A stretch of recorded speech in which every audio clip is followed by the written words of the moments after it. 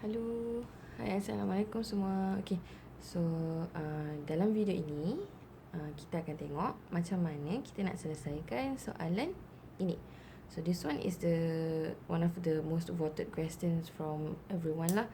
So it's question 3 from chapter 4.2. Okay, so this function is what we call as a piecewise function. So it's a piecewise function. Piecewise function is a function where it's a combination of different function with different domain. So if you can see over here, this one is a quadratic function with domain from negative infinity, so to negative 1. This one is a constant function, y equal to 2 or fx equal to 2. The domain is just negative 1. And this one is a linear function, x plus 4. Domain is from negative 1 to positive infinity. Okay, so this is what we call as a piecewise function lah. Bila mana kita ada function yang berbeza-beza digabungkan dalam satu function tapi different domain. Okay, so the first question, dia suruh kita find f negative 2, f negative 1, f0. Okay, so kalau awak tengok kat sini, this one adalah fx, this one is fx. So apa beza yang dekat sini dengan dekat sini? So what we need to do is just to substitute negative 2, negative 1 and 0 ke dalam ini. Tapi macam mana awak nak tahu function mana yang perlu awak gunakan? Cuba fikir. Okey, kita pause sekejap 5 saat. Saya awak fikir macam mana awak nak cari.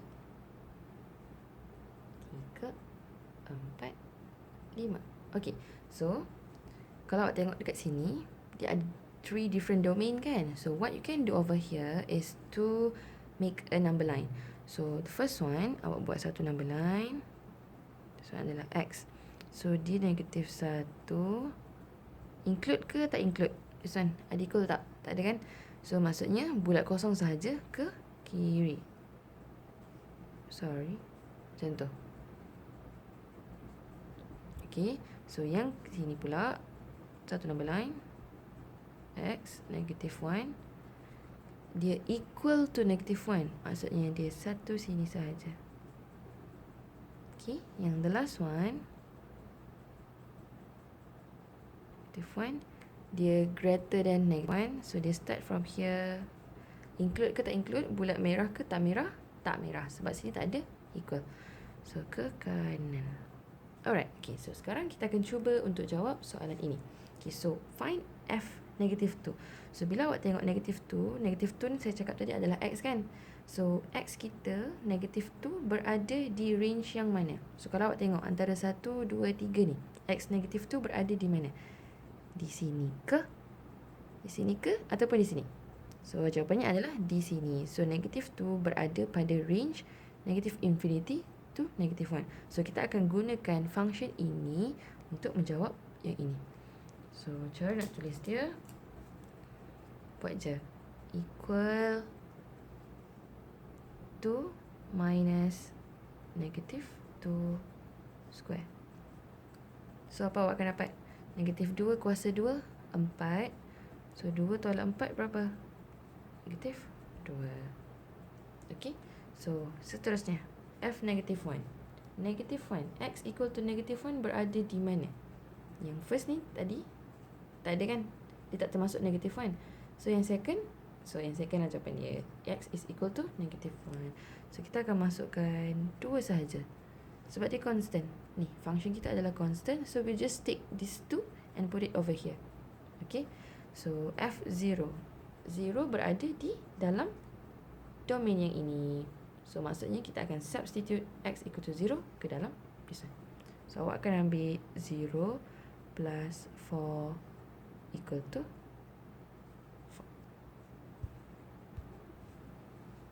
4. Okay ke? Is everyone okay setakat ini? Okay, saya harap semua orang okay. Okay, so kita akan teruskan. So the second part of the question ask you to find the domain. So domain is the interval of x kan. So it's already given in the function if you look at it closely. So this one, ni yang saya lukis kat sini ni berdasarkan ini. So kalau awak ambil ini semula dan gabungkan semula dia menjadi satu number line sahaja. Okay, so awak akan buat satu number line yang panjang. Saja taklah panjang sangat pun. So nombor negatif 1, and then awak akan ambil yang first one ni, dia daripada negatif 1 ke belakang. So it's just an empty circle to the left. Okay, so the second one is just a dot here, negative 1. Okay, so the third one is from negative 1 to infinity. Okay, so always remember, when you want to find domain and also range, you need to find the union. So what is the union of this number line? Sorry. So it's everything under the line. Ting ting, ting ting. So shade this area. Okay, so our answer is negative infinity to infinity. Settle for our domain. Okay, so everyone, now let's move to the most interesting and exciting part of the question, where the question asks you to sketch the graph.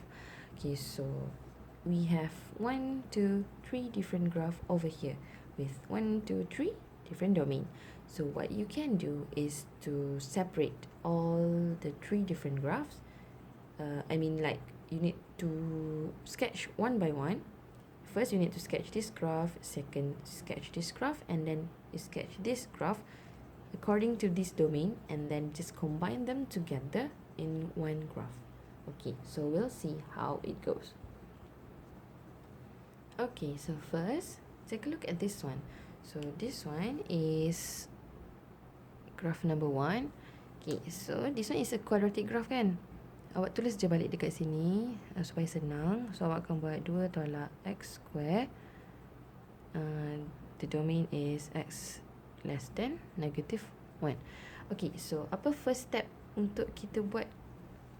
Apa first step yang perlu kita buat untuk melukis graf kuadratik? Okay, so we need to kita perlu tentukan apakah bentuk bagi graf ini. So this one adalah negatif, maksudnya negatif senyum ke masam? Masam kan, sebab negatif. Okay, so dia akan jadi masam macam ni. So number 2, yang ini kita tergolong this quadratic function dia dalam case yang keberapa? In what case? First one kan, because there's no b, it's just ax square and also c. So ni adalah first case. So bila first case, dia akan ada y-intercept.